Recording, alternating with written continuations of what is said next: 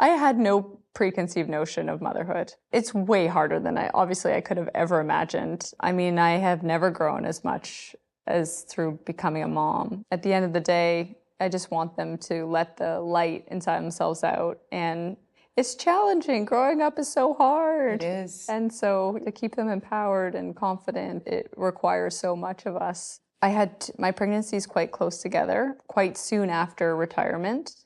And my abdominal wall completely split, which is pretty common for a lot of women to have a diastasis, it's called. In my case, it was after my second son. I could hardly hold him. I just had zero core strength. And it was just a really black and white experience from, being one of the strongest women in the world to not even being able to comfortably drive a car. I have privileged access to some of the best therapists in the country, and all of the therapists didn't have experience with supporting moms and new moms.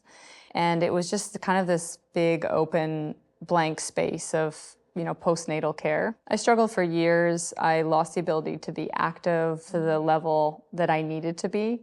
I was really discouraged. And then I started doing some research online and found some women here in Vancouver that were leading in terms of research and rehabilitation. And so I went and saw them, and they did an ultrasound. She's like, "We don't like to recommend surgery, but you need to go straight to the surgeon," because there was just no indication. My muscles weren't attached. They weren't working, my core. It was a brutal surgery. I had to pay for it privately because the technique that they use is not done publicly, where they put mesh into women normally, which we know creates all kinds of problems, often comes loose. So I had to go through a plastic surgeon to stitch all the layers back together. So it's pretty infuriating that, first of all, if you can find the solution. Second of all, you need at least $10,000 to have this surgery.